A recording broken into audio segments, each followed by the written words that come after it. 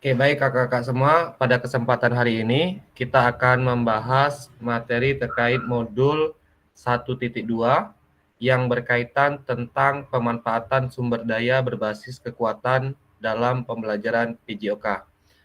Tentu kakak-kakak sudah belajar secara mandiri di pertemuan hari Jumat, hari Kamis itu belajar secara mandiri melalui LMS. Di situ kakak-kakak membahas materi tentang penguatan berbasis kekuatan dalam pembelajaran PJOK. Baik, kakak-kakak, pada kesempatan hari ini apa itu kita berpikir aset kekuatan? Jadi berpikir aset adalah cara pandang yang fokus pada hal yang positif dan kekuatan yang dimiliki oleh individu, kelompok, atau organisasi. Ya, jadi kita akan mengupas lebih dalam terkait aset kekuatan yang ada pada diri kita sendiri.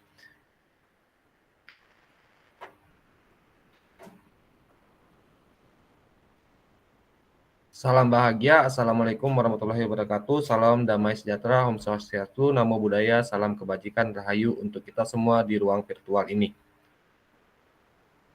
Nah, adapun kesepakatan bersama kakak-kakak semua, yang pertama menyalakan kamera, mematikan mikrofon ketika teman kita berbicara, hadir seutuhnya, menghargai waktu secara bersama, memaksimalkan fitur chat, klik raise hand sebelum bertanya.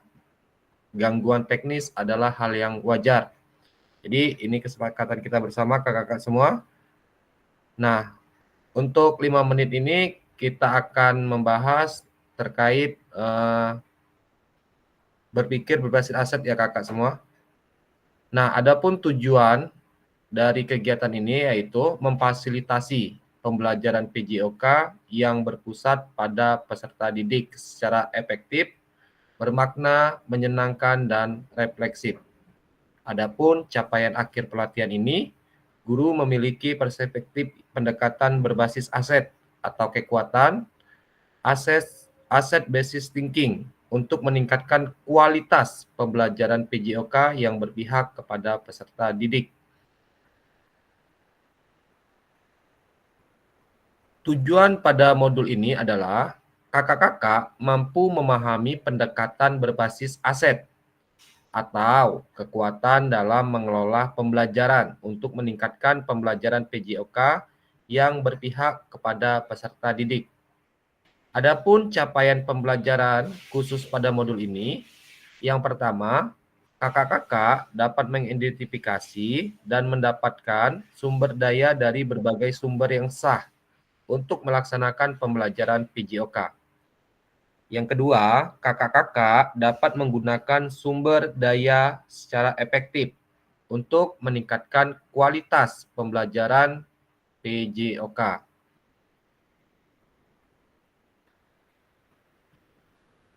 Nah, tujuan dari sesi kita kali ini adalah peserta memiliki pandangan pendekatan berbasis aset atau kekuatan untuk meningkatkan kualitas pembelajaran PJOK, yang mana tujuannya adalah berpihak kepada peserta didik. Nah, agenda kegiatan kita pada hari ini kakak-kakak, 5 menit pertama adalah pembukaan yang sedang berlangsung, mengaitkan tentang pemaparan tujuan sesi dan penjelasan agenda kegiatan. Untuk 10 menit nantinya kita akan berpikir berbasis aset kekuatan. Lalu 1 jam kemudian kita akan berdiskusi terkait mengidentifikasi studi kasus ya yang akan kita pelajari secara bersama-sama terkait pemanfaatan aset dalam pembelajaran PJOK, apa saja aset-aset yang ada dalam pembelajaran PJOK itu. Lalu situasi keempat menerapkan pendekatan asset based thinking. Lalu situasi kelima, studi kasusnya memanfaatkan aset secara maksimal, ya. Nanti kita akan mempelajari unsur-unsur asetnya itu apa saja yang bisa kita manfaatkan secara maksimal. Selanjutnya, memanfaatkan aset yang ada pada satuan pendidikan atau yang ada di sekolah kita masing-masing. Selanjutnya, refleksi bersama dan utuh.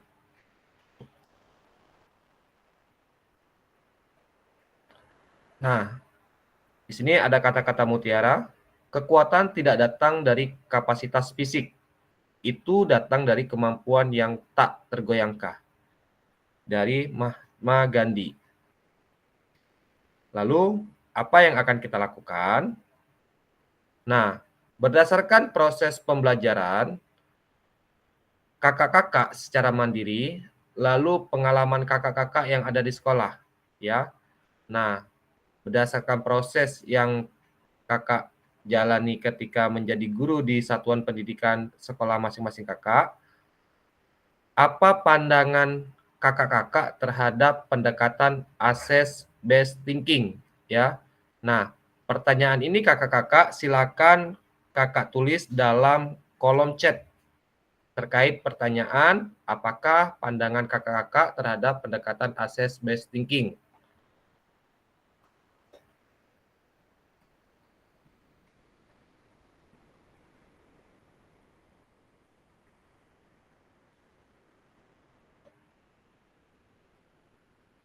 Untuk lebih memahamkan konsep, assess based thinking atau ABT adalah pendekatan yang berfokus pada kekuatan, sumber daya, potensi seseorang atau sebuah organisasi pada kekurangan dan kelebihan masing-masing, ya. Prinsip dari assess based thinking ini yaitu adanya kekuatan, adanya peluang, lalu sumber daya. Jadi silakan kakak-kakak diperluas, diperdalam terkait assess based thinking ini di dalam kolom chat.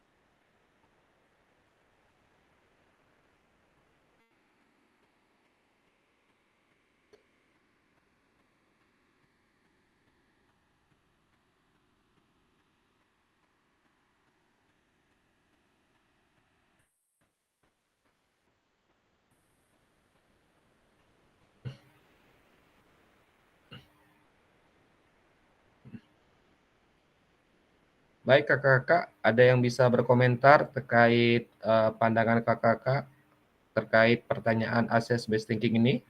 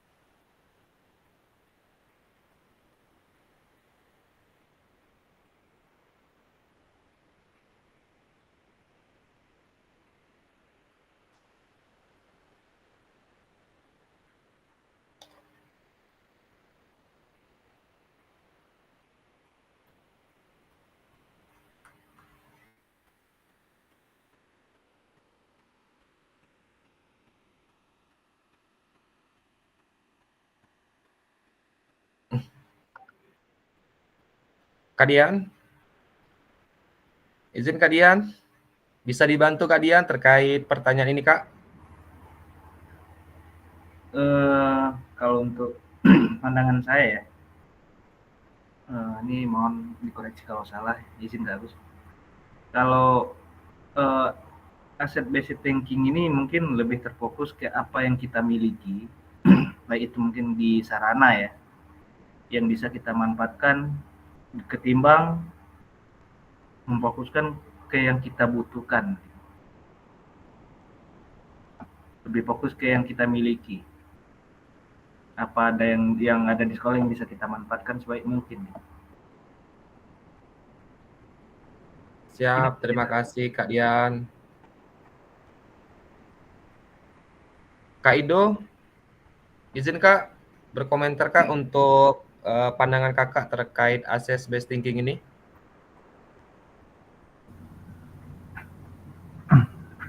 Izin Kak Agus, jujur kalau saya masalah aset based thinking ini baru dikatakan baru kenal dan juga kemarin baru baca-baca di modul,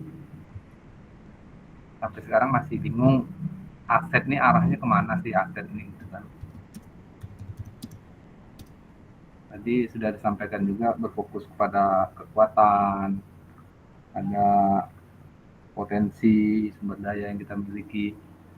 Cuman aset ini apa sih yang dikatakan aset ini? Apakah berupa barang atau kayak mana? Ini yang masih ngambang. Oh, siap. Kak Yuda, mohon bantuan Kak Yuda untuk penguatan Kak Yuda terkait asset based thinking.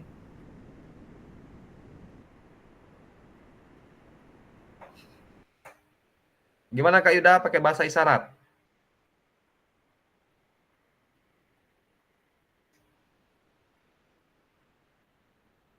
Anda tidak mengerti saya.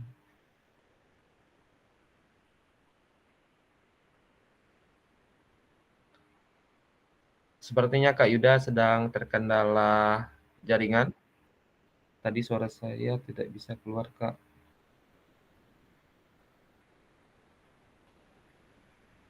Tadi suara saya tidak bisa keluar Kak.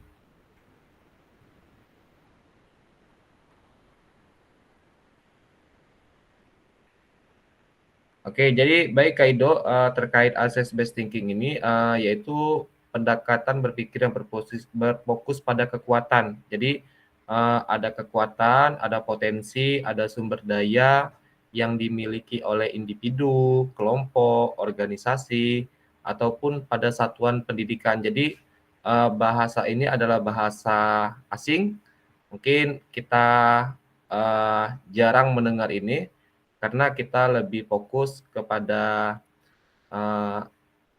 bahasa-bahasa daerah kita sendiri, Kak Ido ya. Jadi ini merupakan bahasa-bahasa teori ya dari orang yang membuat suatu metode, model atau segala macam yang dibentuk dalam sebuah buku. Jadi berkaitan tentang ini, Kak. Jadi kita akan berfokus pada mencari kekuatan atau potensi yang ada pada diri kita sendiri, Kak. Baik secara intern ataupun secara eksternalnya, Kak. Nah, berkaitan dengan ini, tentu nanti akan berhubungan dengan aset-aset yang dimiliki oleh satuan pendidikan. Nah, nanti akan kita bahas aset-aset itu seperti apa saja untuk penjabaran lebih luasnya. Oke, baik, saya next.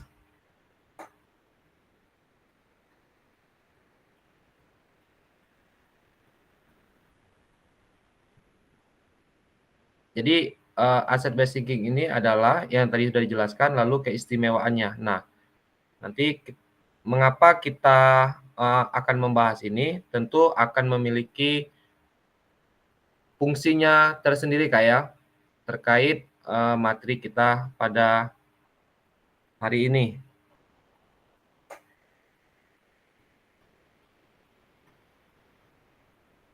Jadi penting bagi kita untuk memahami terkait asset based thinking ini Kak. Yang pertama, kita akan lebih efektif dengan fokus pada kekuatan yang kita miliki, ya. Lalu lebih positif melihat hal-hal yang positif dan meningkatkan motivasi kita untuk lebih bersemangat lagi. Lalu dalam penerapan di dalam pendidikan, kita bisa mengidentifikasi kekuatan, fokus kepada keberhasilan, lalu berkolaborasi dengan komunitas, teman sejawat, dan hal-hal yang berkaitan untuk mencapai tujuan bersama. Lalu manfaat untuk sekolahnya bisa meningkatkan kualitas pembelajaran, membangun komunitas belajar yang positif, menyelesaikan masalah dengan cara-cara yang lebih kreatif.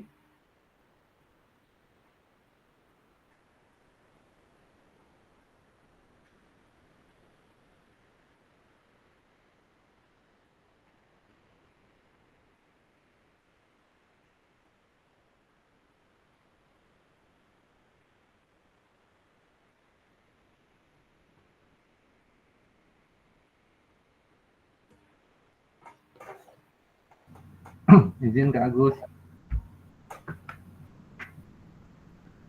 Kak Agus.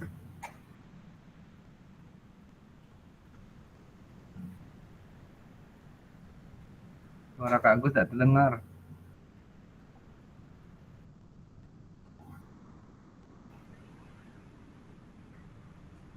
Iya, Kak? Oke. Kak Agus, ini kekuatan yang ada pada diri kita ini kemampuan kita mengajar atau kayak mana nih, Kak? Oh, jadi gini Kak ya, dari modul yang saya baca terkait aset ini, jadi asset based thinking ini berkaitan tentang aset-aset yang ada ya. Salah satunya yaitu aset manusia ya.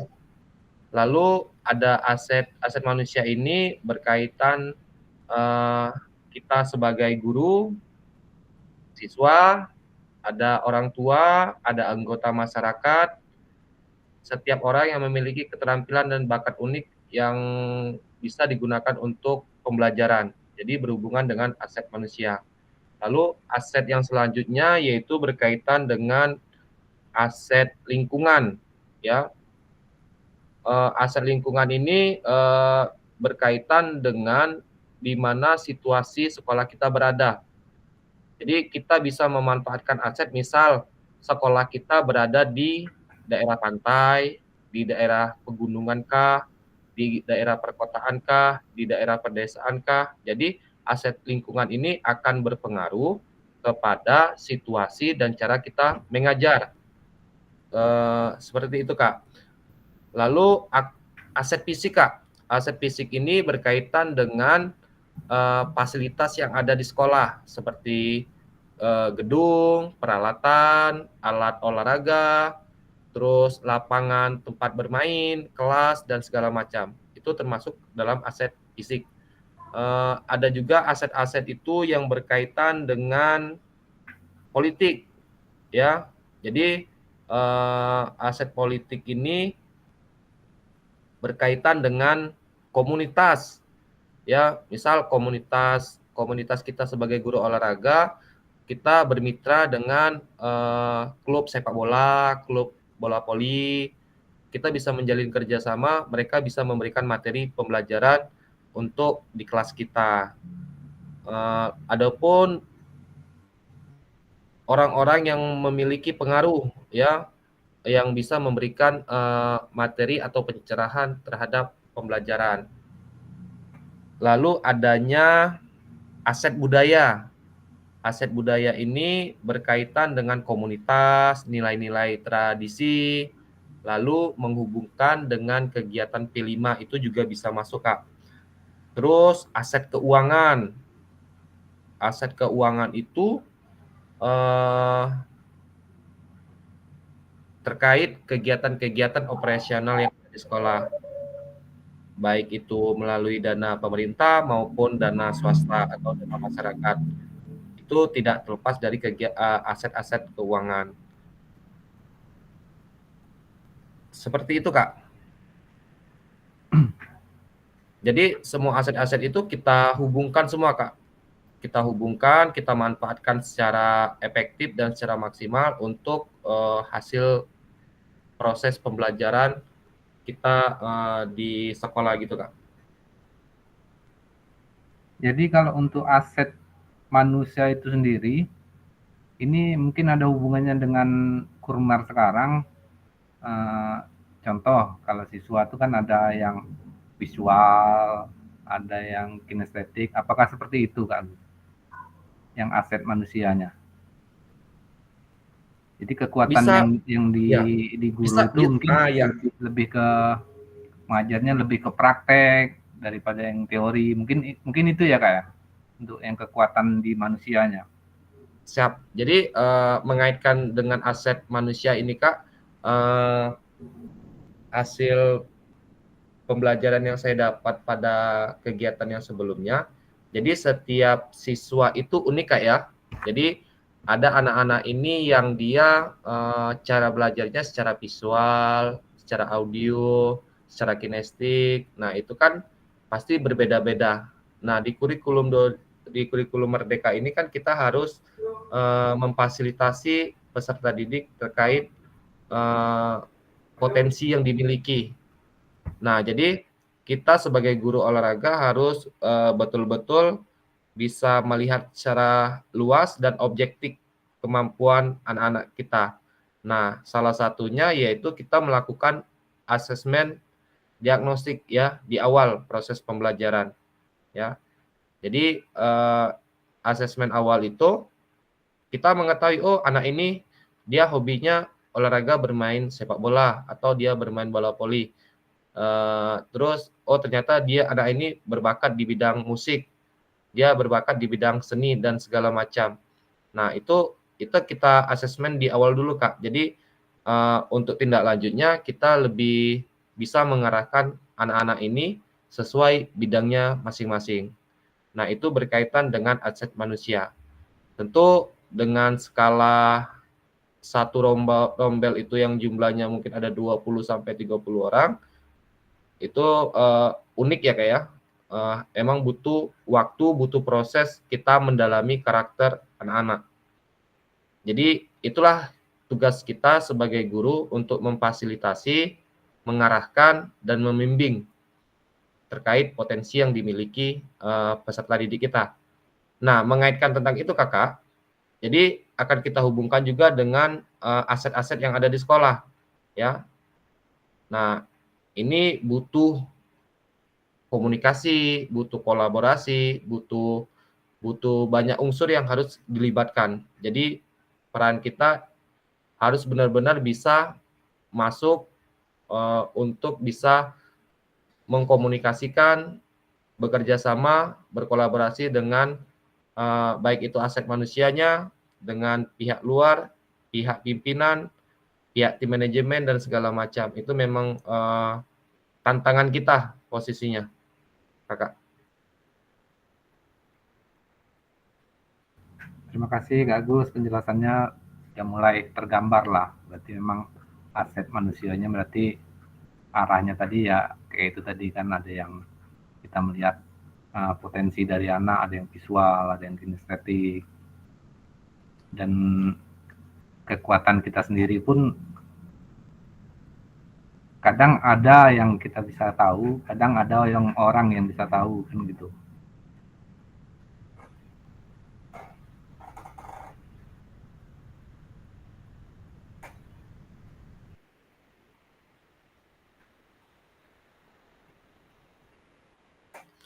Nah, baik Kakak-kakak, adapun capaian pembelajaran kita terkait materi ini adalah peserta didik berpartisipasi dalam aktivitas jasmani yang menyehatkan di luar ruang atau lingkungan alam yang menggambarkan sumber daya dan yang dibutuhkan untuk meningkatkan partisipasinya.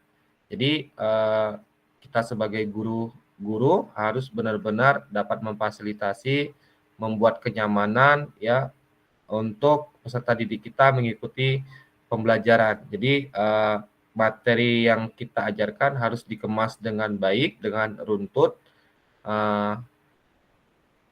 Di sini dikatakan untuk meningkatkan partisipasinya. Jadi buatlah suasana kelas itu senyaman mungkin sehingga anak menyukai pembelajaran yang kita ajarkan, kakak-kakak. Nah, di sini ada studi kasus, ya. Studi kasus ini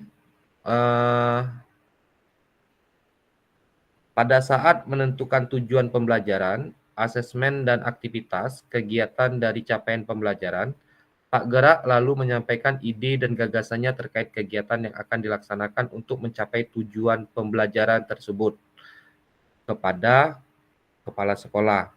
Pak Gerak membutuhkan dukungan dari kepala sekolahnya. Dukungan terkait kebijakan dan kemampuan kepala sekolah dalam bernegosiasi dengan pihak perkebunan kopi yang kebetulan memiliki area sangat luas di dekat sekolah untuk dijadikan tempat bagi peserta didik belajar di ruang atau lingkungan alam seperti jalan kaki, lari, dan kegiatan lainnya. Sarana lapangan olahraga yang dimiliki kantor perkebunan kopi untuk pembelajaran PJOK pun dapat dimanfaatkan penggunaannya bila ada kesempatan atau kerjasama. Kepala sekolah menyampaikan bahwa sangatlah rumit jika harus menjalin kerjasama dengan pihak perkebunan karena pemiliknya terkenal tidak mau bermasyarakat dan tidak ingin perkebunannya dirusak. Pak Gerak amat sangat kecewa. Padahal ia juga telah menampung suara peserta didik yang menyampaikan gagasannya untuk membiasakan berjalan kaki dan bersepeda menuju sekolah melalui area perkebunan yang tertutup tersebut, karena dapat mempersingkat jalan menuju sekolah dan tidak perlu menggunakan kendaraan bermotor. Pak Gerak juga memohon kepada kepala sekolah agar dapat mensosialisasikan gerakan pembiasaan jalan kaki dengan bersepeda ke sekolah kepada orang tua, peserta didik, serta mengajak berbagai pihak turut menjaga keselamatan keamanan peserta didik ketika menuju sekolah melintasi perkebunan kopi tersebut. Pak Gerak merasa pesimis gagasannya tidak dapat dilaksanakan karena kepala sekolah tidak melakukan upaya apapun. Harapan kepala sekolah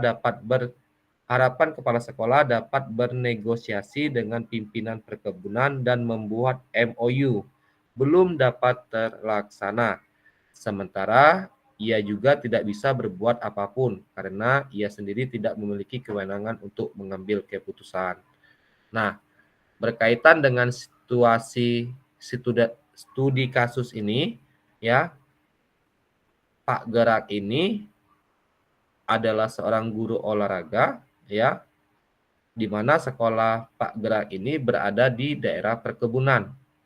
Nah, tentu Pak Gerak ini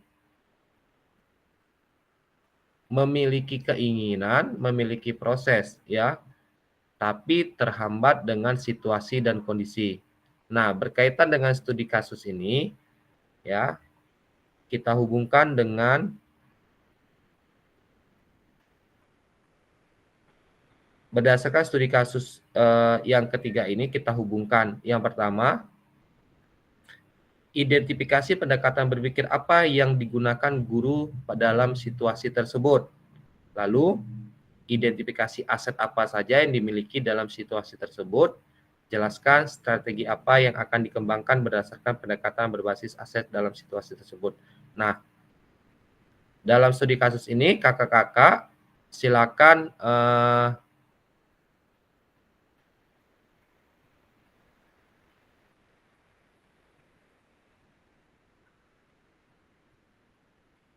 kakak-kakak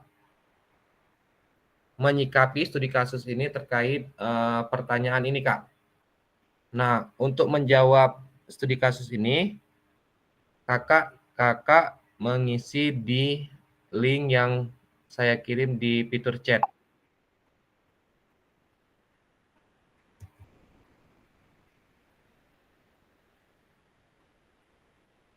Fitur chat.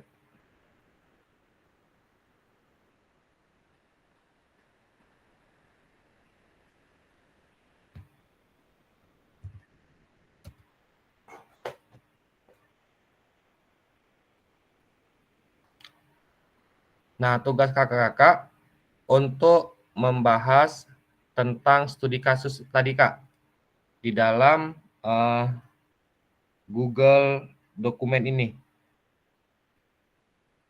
Jadi setiap peserta kakak-kakak berkomentar, menganalisis terkait studi kasus yang terjadi, mengidentifikasi pendekatan berpikir apa yang digunakan guru dalam situasi tersebut, ya. Lalu strategi apa yang dikembangkan untuk pendekatan berbasis aset dalam situasi tersebut. Silakan kakak-kakak diberi waktu untuk menyelesaikan pertanyaan ini, Kak.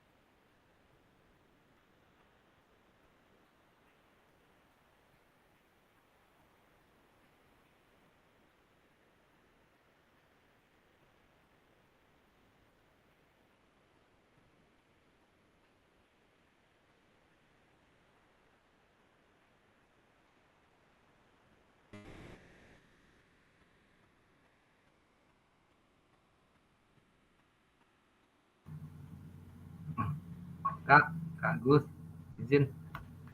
Siap, ya, Kak? Eh, yang pertanyaan ini berdasarkan studi kasus tadi atau kembali ke kitanya? Berdasarkan ini tadi, Kak. Cerita ini tadi, Kak. Terkait cerita dari Pak Gerak yang tempat sekolahnya di daerah perkebunan, Pak Gerak menginginkan program, tapi terkendala dengan izin dari tempat perkebunan.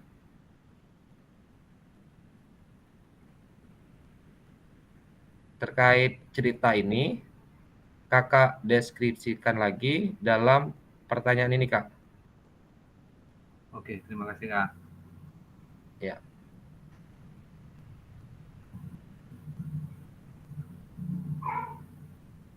Tampilkan pertanyaan aja dulu Kak.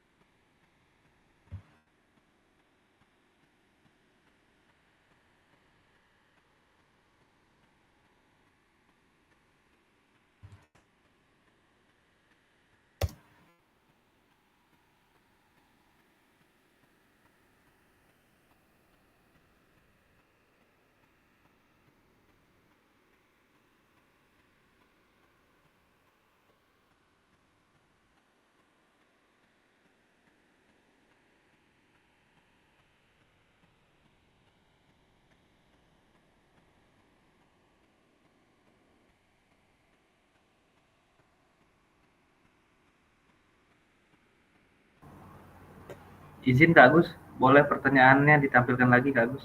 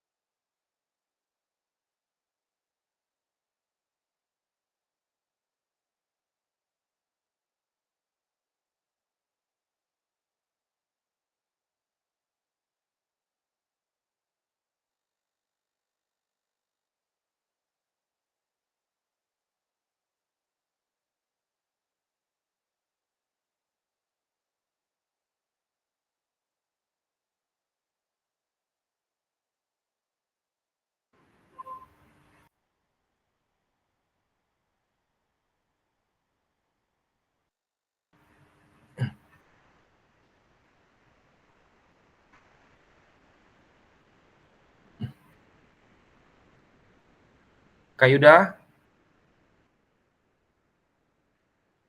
Izin Kak Yuda?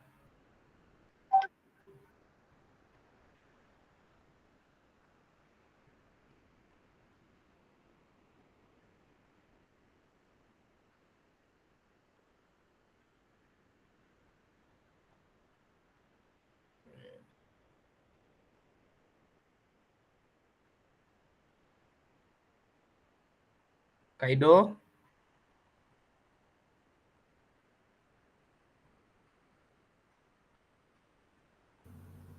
Lanjut Gus.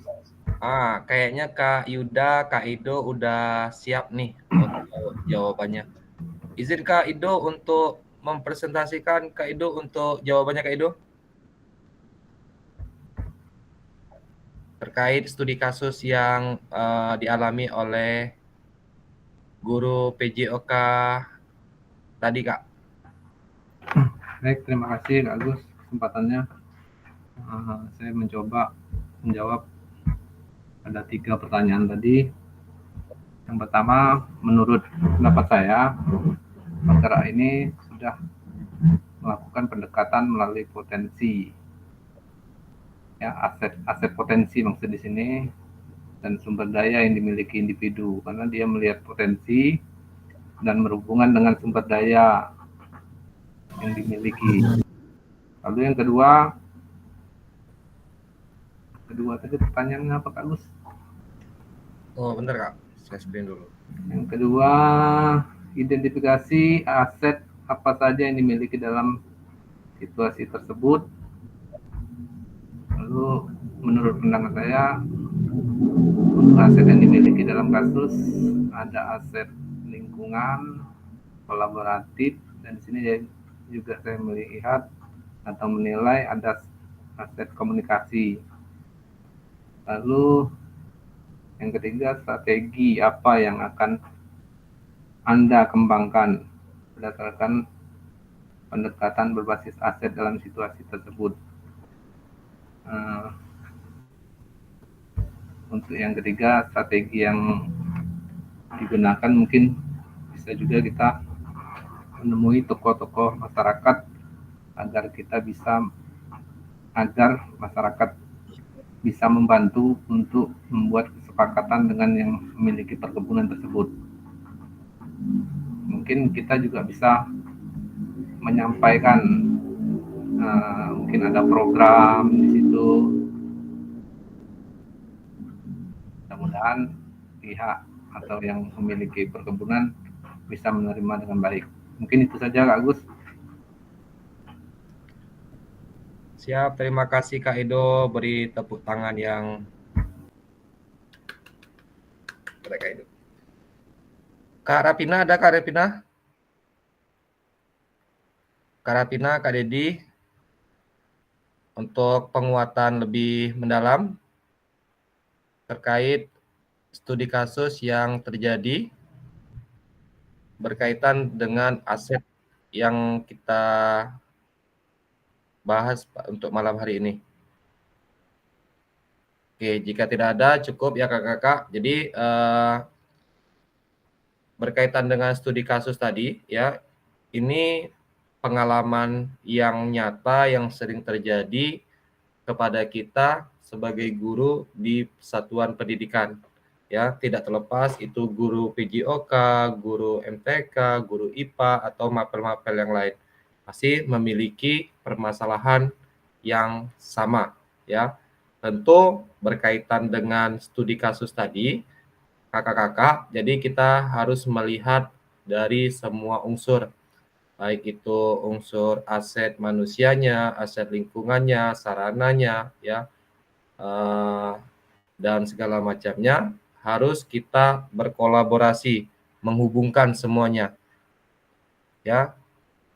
Tadi di sini Kak Ido tadi menjelaskan terkait pendekatan melalui potensi sumber daya yang dimiliki secara individu, ya, ada aset lingkungan, aset kolaboratif, ya, lalu aset komunikasi berkaitan dengan sumber daya manusia, lalu mengaitkan juga dengan aset-aset yang ada seperti tokoh masyarakat, adanya kesepakatan, ya komunikasi dengan pihak perkebunan. Oke, luar biasa sekali. Kita lanjut ke slide selanjutnya.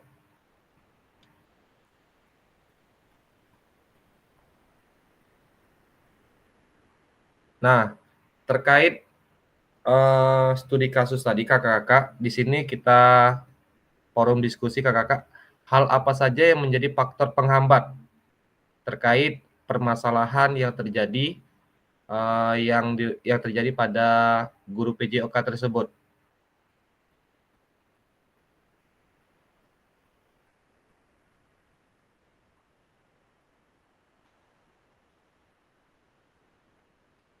Kak Yuda belum bisa bersuara Kak ya?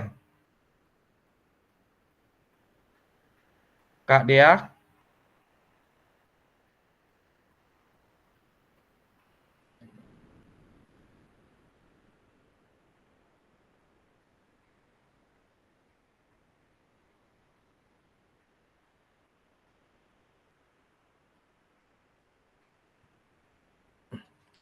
Ya, berkaitan dengan studi kasus tadi kakak-kakak, tentu faktor penghambat ada banyak sekali ya, baik itu dari perusahaan atau peraturan kebijakan dari perusahaan perkebunan tersebut, sehingga program-program yang dijalankan oleh guru PJOK tersebut tidak berjalan secara maksimal. Padahal aset yang ada seperti sarana bisa dimanfaatkan untuk peserta didik melakukan pembelajaran ya untuk implementasi di dalam pembelajaran PJOK. Dengan cara apa?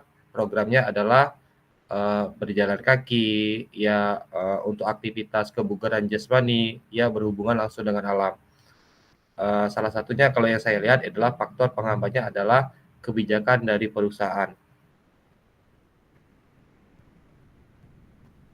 Nah, mengapa guru PJOK perlu mempelajari dan menerapkan pendekatan assess based thinking ini? Nah, berkaitan dengan studi kasus tadi, jadi kita sebagai guru olahraga harus menyikapi permasalahan ini dengan cara memanfaatkan aset-aset yang ada pada lingkungan di sekitar kita, kita gunakan untuk penunjang ya proses pembelajaran. Kekurangan kita jadikan kelebihan. Maksudnya di sini ya Kak ya.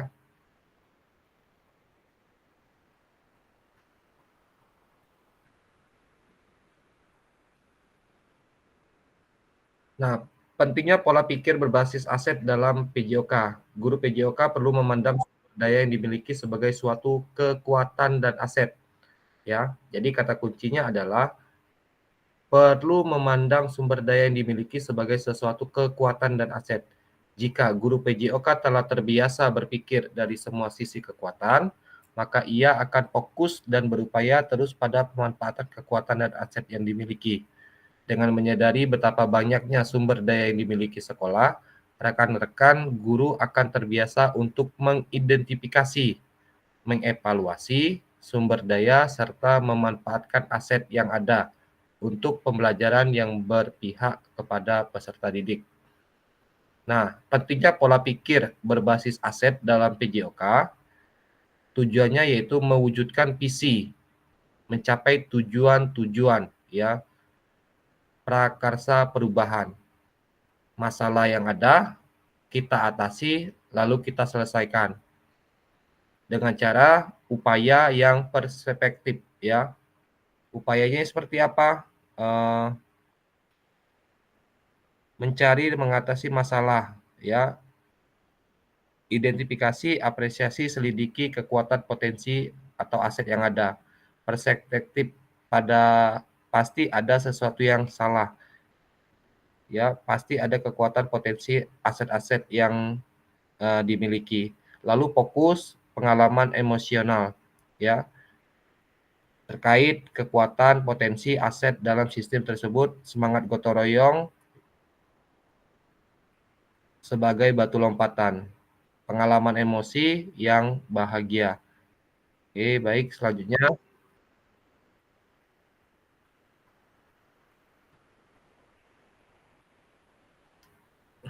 Nah, berkaitan studi kasus yang selanjutnya, yaitu tentang Ibu Hayati.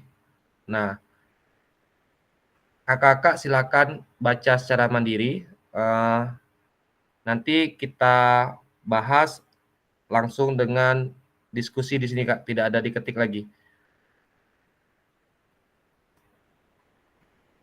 Kak Dea, bisa dengar suara saya?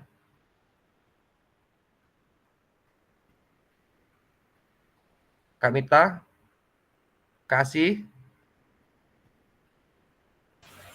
Bisa, Kak. Kak, bisa dibantu, Kak, untuk studi kasus yang kelima ini, Kak, biar kita sama-sama membahas terkait permasalahan yang terjadi berkaitan dengan Ibu Hayati sebagai guru PJOK.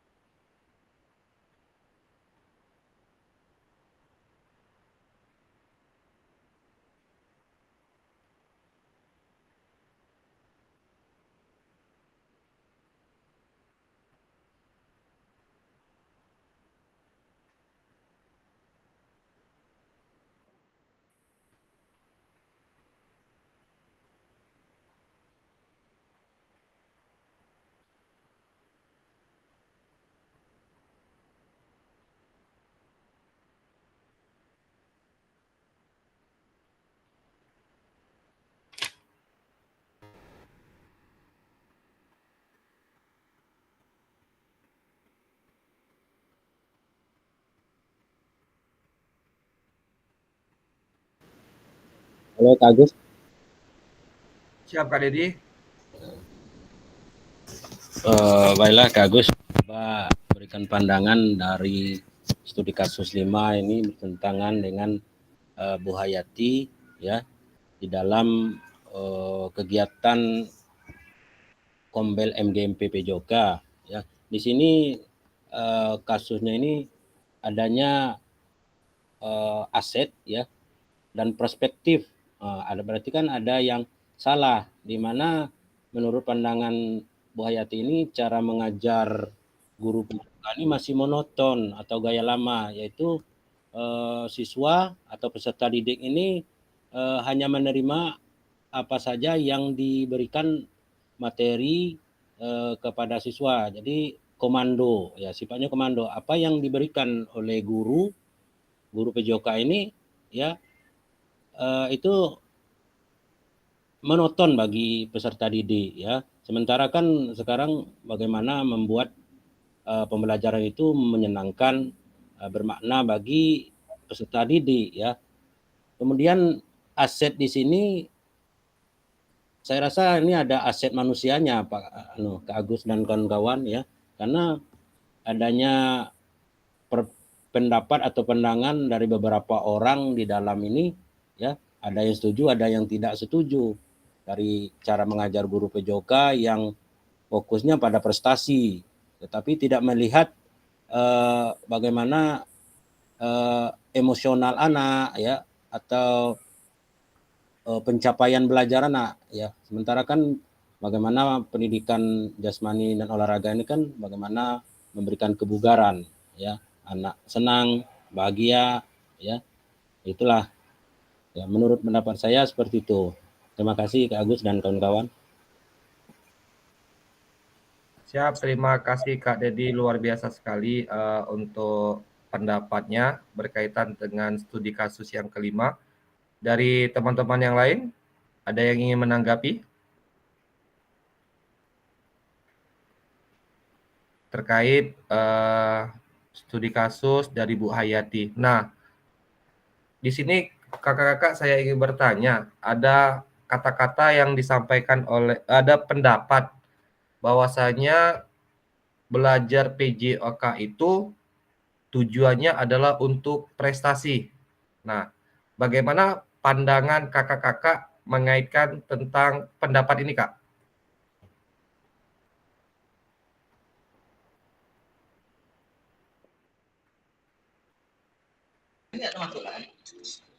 Mohon izin Kak Agus untuk menanggapi hal tersebut.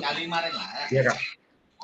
Nah, menurut pandangan saya, PJOK itu menuju ke prestasi itu sebagian mungkin di usia yang lebih tinggi ya, di bagian SMA, kemudian SMP itu kebanyakannya gitu kan. Kemudian di jenjang anak-anak kuliah atau mahasiswa itu yang banyaknya. Cuman kalau kita di PJOK di SD itu kebanyakan hanya membuat anak tuh seolah-olah apa ya bergerak aktif seperti itu, untuk dituntut untuk fun lah, berbahagia. Kita bukan dituntut untuk menjadi seorang atlet nian kalau untuk PJOK di SD. Itu Kak Agus, terima kasih. Oke, baik Kak, terima kasih Kak. Jadi menghubungkan dengan ini kan tentu ada juga kasus misal di sekolah si A meningkatkan prestasinya di bidang olahraga. Jadi kita sebagai guru olahraga berlomba-lomba nih posisinya untuk menaikkan prestasi sekolahnya dengan prestasi di olahraga. Jadi paradigma yang ini harus kita luruskan kakak-kakak semua. Jadi dalam pembelajaran PJOK itu prestasi itu bonus Kak ya. Prestasi itu bonus atas capaian yang diraih oleh peserta didik kita. Mengapa demikian? Karena tidaklah mungkin dalam proses pembelajaran PJOK yang 1 kali pertemuan itu 2 jam atau 3 jam itu membuat anak-anak berprestasi. Jadi hubungannya kita sebagai guru olahraga di awal kita sebagai penghubung, sebagai fasilitator. Jadi jika ada anak-anak yang memiliki potensi, bakat, ya, kita sebagai guru olahraga mengarahkan, nak, kamu bagusnya di atletik karena kamu memiliki potensi kekuatan lari yang lebih dari kawan-kawan. Kita arahkan ke PASI, ya, kita arahkan ke klub atletik, atau dia bagus di renang ketika kakak-kakak semua mengajar pelajaran di kolam renang misal, ternyata si A di atas rata-rata dia mampu dan mahir dalam melakukan gerakan teknik renang, ya, kita arahkan kakak-kakak ya ke klub renang yang ada di Kota Baru misal. Nah, itu merupakan potensi peserta didik yang kita arahkan secara positif. Begitu juga dengan futsal dan olahraga yang lain. Jadi materi yang diajarkan di sekolah itu mereka anak-anak dapat, tapi untuk peningkatan prestasi mereka harus lebih meningkatkan di klub atau kegiatan ekstra. Yang itu dalam 1 minggu 2 atau 3 kali pertemuan baru bisa menghasilkan dampak untuk kegiatan prestasi. Untuk penguatannya seperti itu ya kakak-kakak. Lanjut.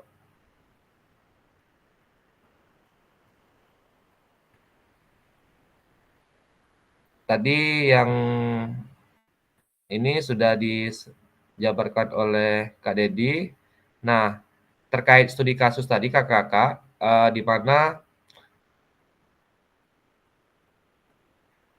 mana Bu Hayati tadi mengkomunikasikan melalui komunitas MGMP-nya melalui tingkat kabupaten, lalu ada pergeseran cara mengajar komando menjadi pendekatan pembelajaran lebih variatif dan inovatif. Jadi kita sebagai guru harus lebih banyak memahami model-model pembelajaran, ya, yang dimana dulu sering kita gunakan adalah gaya komando, ya kita variasikan dengan model atau metode pembelajaran yang lebih bervariasi dan inovatif. Lalu peran peserta yang aktif di dalam kegiatan MGMP untuk program yang sekarang melalui fitur pemanfaatan PMM untuk kegiatan webinar atau menggunakan Zoom dan segala macam.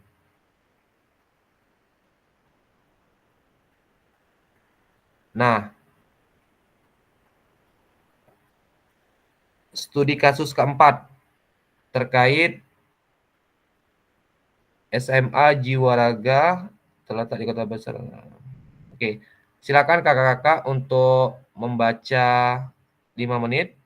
Habis itu kakak-kakak silakan kita berdiskusi untuk membahas terkait studi kasus keempat ini.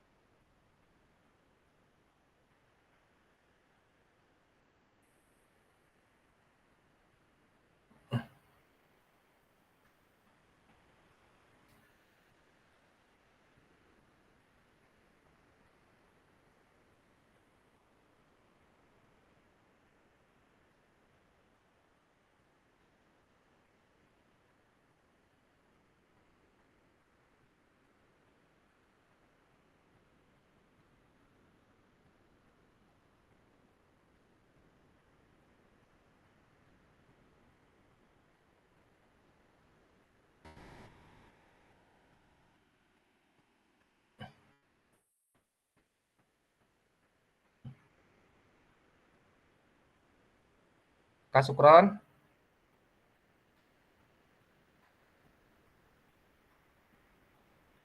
izin Kak, siapa yang bisa untuk memberi tanggapan terkait studi kasus keempat ini berkaitan dengan sarana prasarana yang ada di sekolah? Kalau tidak salah, saya mendengar keluhan Kak Yuda kemarin terkait sarana di sekolah. Mungkin dari kakak-kakak juga memiliki permasalahan yang sama terkait sarana dan prasarana sekolah. Nah, bisa kakak tanggapi permasalahan ini terkait studi kasus yang terjadi di SMA Jiwaraga. Dipersilakan kakak-kakak.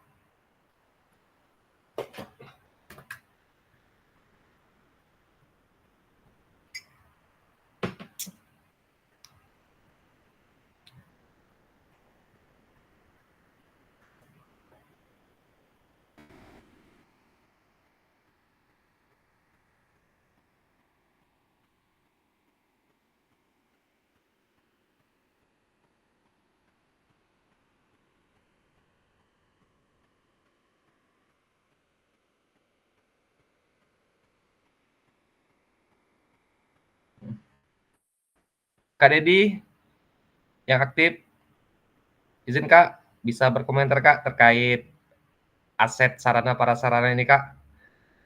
Apakah terjadi di sekolah kakak atau bagaimana atau seperti apa? Apakah sudah pas atau seperti apa?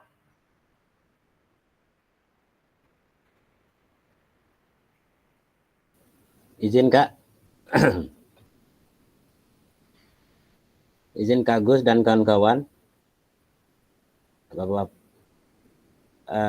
di sini saya mencoba menanggapi studi kasus yang keempat ini. Ya, saya rasa di semua sekolah ini ada mengalami isu atau permasalahan seperti ini. Ada ruangan yang dikunci, ya, kemudian dananya kurang atau tidak ada dukungan dari orang tua, ya. Nah, di dalam kasus ini kayaknya sarana sudah memadai, ya. Ya, kemudian donatur ada, ya. Guru PJOK berusaha memberikan yang terbaik, memanfaatkan yang ada, ya. Sementara kan potensi anak ini kan beraneka ragam, ya. Ya, tidak selalu ya bola basket yang dikeluarin, ya. Tapi mereka pengen juga main yang lain. Apa sih yang sarana yang ada, ya, yang harus dilengkapi, ya. Berdasarkan juga kasus ini, kita belajar aset ini ada aset hambatan, ada aset kekuatan nampak ini. Ya, aset hambatan ini ya itu dari kebijakan kepala sekolah nampaknya nih, ya. Kemudian kekuatannya ya guru PJOK ini ya sudah Kak Agus tadi sampaikan bagaimana membelajarkan anak-anak kita ini dengan model yang bervariatif, ya, sehingga pembelajaran itu bisa dan tetap dilakukan walaupun ada problem atau permasalahan yang sedang terjadi, ya. Saya rasa di semua sekolah ini, di semua sekolah kita ini ya, beraneka meragam lah permasalahan tentang sarana dan prasarananya. Ada manusianya, ada kebijakannya, kemudian dari siswanya. Terima kasih. Siap, terima kasih Kak Dedi, luar biasa sekali, ya. Jadi aset apa saja yang dimiliki oleh SMA Jiwaraga yang sudah dimanfaatkan, menurut saya sarana prasarananya betul ya, sudah lengkap. Nah, poin pentingnya Kakak di sini di mana letak dari sekolah ini adalah di daerah perkotaan. Jadi letaknya sangat strategis. Bentar. Ya, letaknya di perkotaan strategis, lalu sarana prasarana olahraganya sangat memadai, lalu adanya pendanaan dari orang tua atau donatur yang sangat mendukung, ya. Posisinya donaturnya ada, lalu adanya upaya kepala sekolah untuk mengajak wakil kurikulum, wakil kesiswaan, wakil sarana prasarana, guru komite sekolah mengatasi permasalahan yang ada. Nah, ini yang poin penting yang bisa kita terapkan di sekolah kita masing-masing kakak-kakak. Di mana kalau permasalahan di sekolah saya ini menjadi bola panas, ya, ini bisa kita jadikan sebagai rujukan. Artinya melalui kepala sekolah meminta kebijakan beliau untuk dapat memfasilitasi semua pemangku kebijakan, ya, untuk dapat memfasilitasi sarana prasarana terkhusus untuk proses pembelajaran olahraga. Diundang kurikulum, diundang kesiswaan, diundang sarana prasarana, guru komite dan segala macam. Nah, ini. Lalu adanya keberanian peserta didik untuk menyampaikan pendapat, ya. Nah, ini yang mungkin siswa kita kurang berani untuk menyampaikan pendapat terkait keluhan. Lalu adanya keberanian komite untuk menyampaikan kritik, lalu arah tujuan akhirnya adalah kebijakan kepala sekolah. Kita harapkan berpusat kepada peserta didik terkait proses pembelajaran PJOK. Nah, perlu diingat kakak-kakak semua, ada 7 aset yang dapat diberdayakan, diantaranya adalah yang saya sebutkan tadi, adanya aset manusia, aset sosial, aset agama dan budaya, aset fisik, aset lingkungan, dan atau alam, adanya aset finansial, dan aset politik. Nah, keberanian peserta didik untuk menyampaikan kritik dan saran,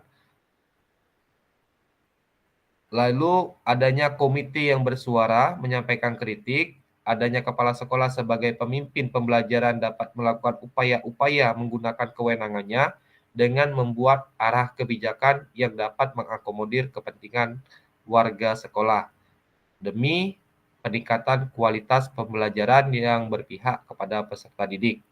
Selanjutnya, kemampuan untuk mempengaruhi kebijakan kepala sekolah dalam mengatasi tantangan yang ada. Nah, di manakah posisi kita selama ini, kakak-kakak, sebagai guru PJOK dalam mengenali dan mengidentifikasi aset yang dimiliki di satuan pendidikan? Ini menjadi tanda tanya besar bagi kita. Di mana posisi kita selama ini? Nah, harapannya kakak-kakak mengetahui apa saja aset yang dimiliki kakak-kakak di satuan pendidikan yang mendukung Anda dalam pengajaran PJOK yang berkualitas. Ya, pada kesempatan ini kakak-kakak dituntut untuk mengetahui apa saja aset yang dimiliki kakak-kakak di satuan pendidikannya masing-masing dalam pembelajaran PJOK yang berkualitas. Lalu bagaimana Anda dapat memanfaatkan aset yang ada di satuan pendidikan Anda? Strategi apa yang akan Anda lakukan? Nanti tugas-tugas ini kakak-kakak kerjakan di LMS. Ya, tahapan ini dilakukan secara mandiri dan tugas dikumpulkan melalui LMS. Proses identifikasi sumber daya dapat digunakan kembali pada modul-modul berikutnya. Selanjutnya, batas waktu pengumpulan tugas di tahap ini lakukan, saya ulangi, batas waktu pengumpulan tugas di tahap lakukan ini adalah di akhir modul 1.6. Nah, tugas kakak-kakak nanti mengidentifikasi berbagai sumber daya di daerah untuk sekolahnya dan strategi pembelajaran pemanfaatan yang efektif. Kakak-kakak dapat memilih satu jenis sumber daya yang akan didiskusikan dari 7 sumber daya yang ada dan hasilnya dituangkan dalam tabel pemetaan aset yang telah disediakan di LMS. Nah, di sini kakak-kakak ada tabel tugas yang harus kakak selesaikan di tampilan LMS-nya. Nanti di sini ada beberapa aset ya. Nanti silakan kakak-kakak isi terkait aset manusia, aset sarana prasarananya, aset lingkungannya, aset finansialnya, aset politiknya seperti apa. Silakan kakak-kakak kerjakan pada kolom tabel ini. Nah, untuk tabel pengerjaan bisa menggunakan Word, Excel, ataupun media Canva.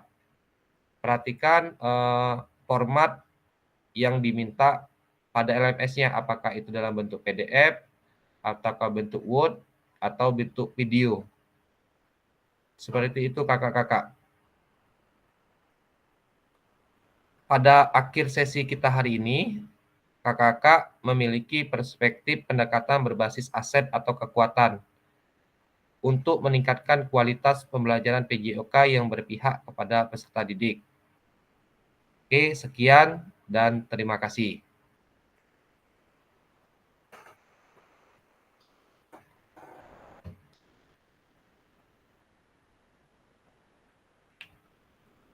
Nah, untuk penguatan lebih dalam kakak-kakak mengaitkan tentang materi tadi terkait aset yang dimiliki sekolah-sekolah. Ada pertanyaan, bisa kita saling kuatkan kakak-kakak di forum diskusi.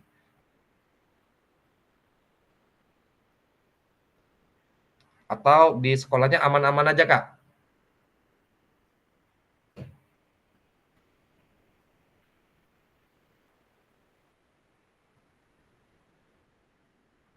Gimana Kak Dedi, Kak Dian?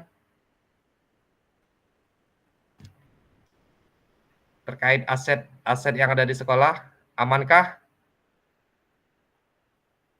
Atau menjadi catatan khusus tersendiri yang perlu diselesaikan?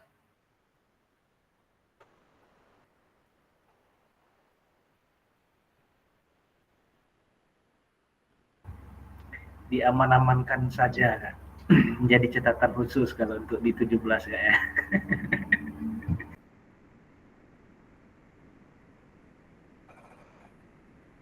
Kak Ido aman Kak Ido di sekolahnya? Kalau bicara aset semua sekolah, saya yakin hampir semua ketemu kasus. Karena sarana dan prasarana nih, kita nih bukan di Eropa, tidak bakal ada yang lengkap. SD mana yang lengkap, SMP mana yang lengkap, SMA mana yang lengkap. Pasti kita punya kendala. Namun itulah kita dituntut tadi sebagai guru olahraga berinovasi, tadi Kak Agus bilang, ya berpikirnya kita lah lagi untuk menggunakan aset yang ada dan menambah dengan aset yang lain, mungkin inovasi-inovasi dari kita lagi. Saya yakin kakak-kakak yang lain juga seperti itu. Sekarang dikasih bola voli 2. Apakah kita kita nak nolak ngajar? Kan tidak. Nah, kayak mana kita membentuk pembelajarannya di dalam kelas? Sementara hanya bolanya hanya 2. Ya, itulah kita nih sebagai guru olahraga kan perlu banyak inovasi. Apalagi kalau kita pintar berpikir dengan lingkungan yang ada, mungkin kita bisa membuat semacam alat yang sederhana lah yang mendukung pembelajaran di sekolah. Mungkin seperti itulah, Gus. Siap, terima kasih Kak Ido penguatannya.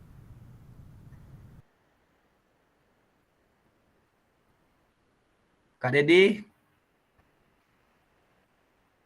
penguatan Kak.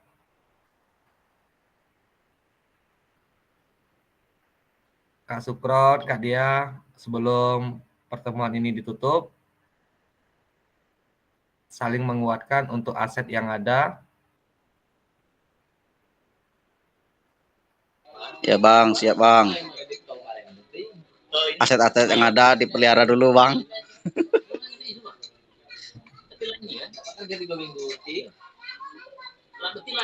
Nak nambah aset agak sulit Bang. Oh, nambah aset sulit Bang ya? Posisinya kita pelihara aset yang ada. Oke, setuju. Ya Bang, sudah tuh kita nak modifikasi lah lagi Bang. Di lingkungan sekitar apa yang ada kan kita modifikasi itu Bang.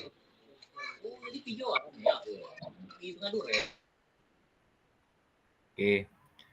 Terakhir kayak jadi untuk penguatan aset yang ada di sekolah, kita sebagai guru olahraga seharusnya arah kebijakan yang berpusat kepada peserta didik itu wajib hukumnya difasilitasi oleh sekolah. Karena sumber dana yang pertama adalah dana BOS, yang kedua bisa dari sumbangan orang tua melalui komite. Seharusnya ini menjadi tanggung jawab pihak sekolah. Tapi fakta di lapangan terkait ini, itu, dan segala macam, pasti kita menemukan kasus yang sama, ya. Iya Bang. Keberpihakan itu tidak sejalan dengan teori yang kita harapkan, dan itu adalah fakta. Jadi bagaimana kita sebagai guru olahraga bisa memanfaatkan aset yang ada demi proses pembelajaran tetap terlaksana. Jadi kata kuncinya kita bisa memodifikasi peralatan-peralatan yang ada seperti lembing kita bisa modifikasi, tongkat estafet kita bisa modifikasi, sepak bola ya atau dari balon dan segala macam semua itu kita bisa modifikasi. Intinya esensi yang pertama yang paling penting adalah tidak mengurangi pembelajaran teknik-teknik yang kita sampaikan kepada peserta didik. Jadi kita sebagai guru olahraga harus lebih kreatif, inovatif. Kalau dari saya penguatannya seperti itu, kakak-kakak, terkait keluhan arah kebijakannya yang tidak sesuai, ya itu tergantung kebijakan pimpinan yang ada di sekolah. Tapi ada juga solusinya kakak-kakak, pendekatan-pendekatan yang secara humanis yang harus kita lakukan terhadap pemangku kebijakan. Artinya dengan sarana prasarana, kesiswaan, atau langsung kepala sekolah. Intinya langsung pendekatan kepala sekolah dapat, yang lain insya Allah bisa ngikut posisinya. Demikian pemaparan dari saya. Saya akhiri pertemuan hari ini dengan ucapan wabillahi taufiq wal hidayah. Wassalamualaikum warahmatullahi wabarakatuh. Waalaikumsalam warahmatullahi wabarakatuh. Terima kasih Kak Agus. Terima kasih Kak. Terkait tugas-tugas kakak-kakak itu diperhatikan ya, jangan sampai nanti kelewat. Itu Kak Yuda tadi ada nanya di grup kapan videonya. Videonya itu kemarin kurang lebih hampir 3 minggu limit tugasnya. Itu nanti di modul 1 titik berapa itu, saya lupa juga untuk lihat. Pastikan kakak-kakak itu untuk memperhatikan setiap tampilan slide di LMS-nya. Di LMS itu nanti ada perintah tugas, apakah itu tugasnya berkomentar, menyampaikan pendapat, apakah itu kuis, ataukah itu dalam bentuk mengumpulkan format tugas dalam bentuk video, dalam bentuk file, atau seperti apa. Itu nanti dijelaskan pada tampilan LMS-nya, Kak.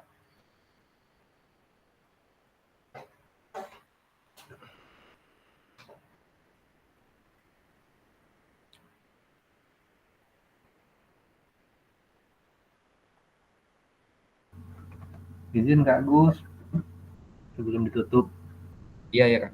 nyambung tadi pertanyaan dari Kak Yuda kapan videonya. Tentang video itu yang kita pelajarin ini kan nanti kan mungkin ujung-ujungnya nanti kita membuat modul ajar, dan modul ajar itulah yang kita akan jadikan video. Apakah seperti itu Kak Agus? Oh ya, untuk video pembelajaran itu berkaitan dengan modul ajar Kak. Jadi sebelum kakak nanti mengirim tugas video, itu kakak ngirim file modul pembelajaran. Modul langkah-langkah pembelajaran dalam bentuk tulisan. Itu kakak kirim dalam bentuk file. Nanti setelah itu ada format videonya, video pembelajaran. Nah, videonya itu kakak-kakak boleh upload di akun YouTube atau melalui Google Drive. Linknya kakak copy, lalu kakak sematkan di LMS. Nah, pastikan ketika kakak menyematkan link tersebut, akunnya dibuka Kak ya, bisa diakses oleh semua orang. Jadi nanti saya bisa melihat tayangan video kakak-kakak.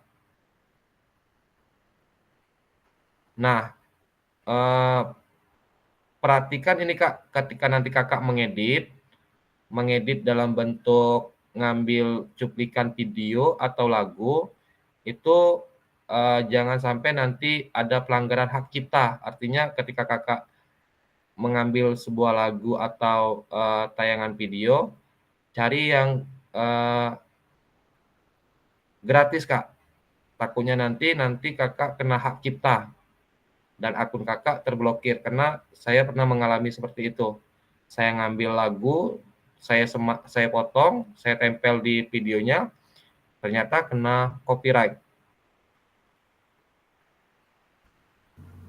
Ya mungkin YouTube Kakak itu memang kayak mana ya? Kalau ada yang YouTube ini kan tidak ditampilkan.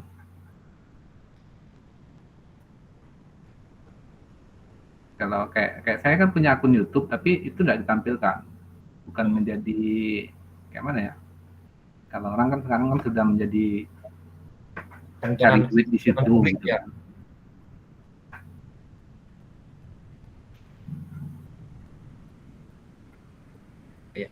Untuk yang video yang tugas kakak-kakak itu tanpa editan kayak dibuat secara natural. Nanti di video yang kedua itu baru diedit. Yang tahap pertama ini kakak normal saja. Minta bantuan rekan sejawat untuk ngerekam mulai dari pendahuluan, pemanasan, habis itu gerakan inti, lalu penutup.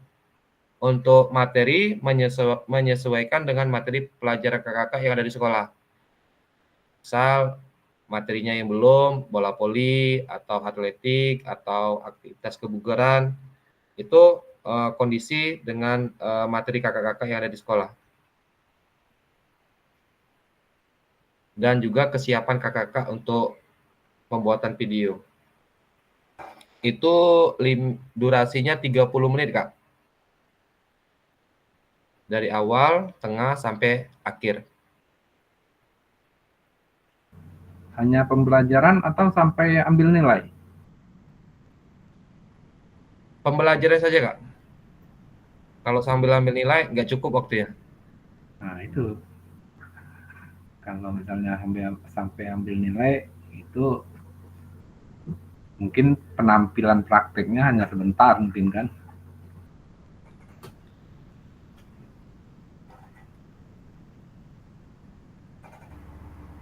Izin Kak Agus, itu minimal 30 apa maksimal 30 menit? Maksimal 30 menit. Oh, maksimal 30 menit ya, sampai Ya. selesai ini ya. Iya.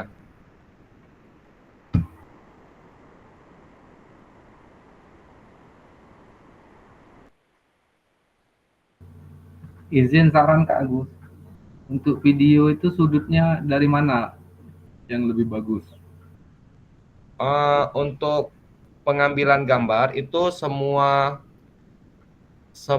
peserta dalam media peserta yang mengikuti kegiatan itu terekam semua, Kak. Artinya siswanya tampak, gurunya juga kelihatan di dalam video tersebut. Kalau untuk penempatan kamera menyesuaikan yang ini, Kak, yang ngerekam. Tapi diusahakan semuanya tampak, tidak terlalu jauh, tidak terlalu dekat.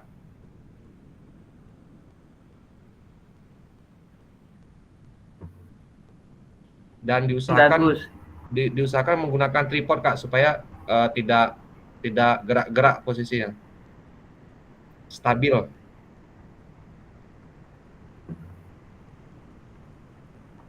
Kalau untuk fisika biasanya hampir sama dengan materi PPG.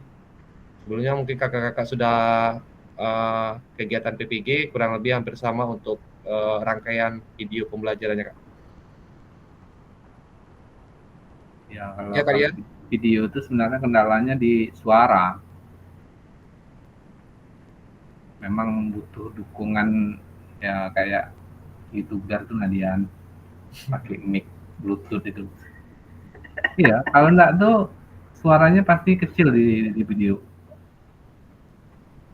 Tahu kan rekan punya yang YouTuber kan setelah kali pinjam gantian gitu kan. Kendalanya di situ kalau bikin video. Kak Yuda ini nak ngomong tapi tidak bisa ngomong dia. Kayak mana nih Kak? Ini izin Kak Agus, itu ketua kita tuh minta dibacoin ini chatnya. Kak Yuda tuh bilang, kemarin kakak bilang durasinya 30 menit, apa boleh lebih dari itu 40 menit. Saya sudah buat video durasinya 40 menit Kak, katanya gitu. Oh. Kalau yang diminta di tugas itu Kak 30 menit. Kak Yuda boleh potong aja Kak bagian yang tidak penting Kak. Dipotong jadi 30 menit. Kalau tidak salah apabila kurang atau lebih itu ada pengaruh ini penilaiannya Kak. Jadi nak pas nian tuh Kak ya. 30 menit. Kurang lebih dikit bolehlah Kak. Wah, ada negosiasi lah di kita, Bang. Iya.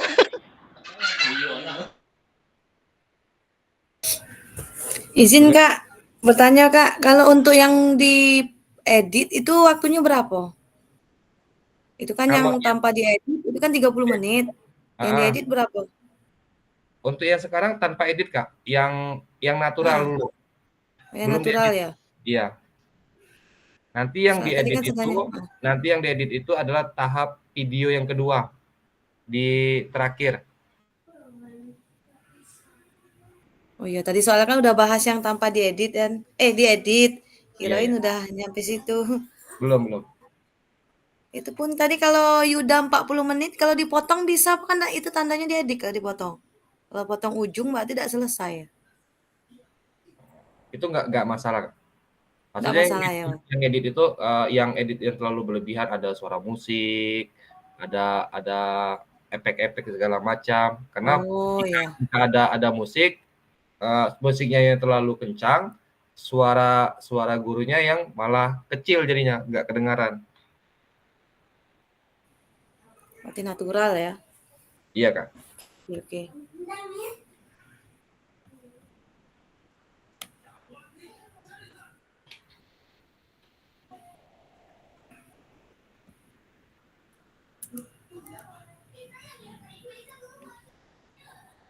Baik Kakak, mengingat waktu jam 9:20, ada pertanyaan lagi?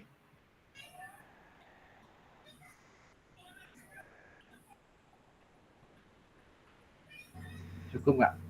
Oke. Kalau tidak ada lagi, kita akhiri Kak ya. Saya hentikan presentasi kegiatan Zoom kita hari ini. Sebelum itu Kak, kita foto bersama dulu. Untuk laporan kegiatan.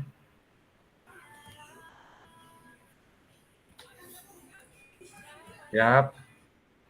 1, 2, 3.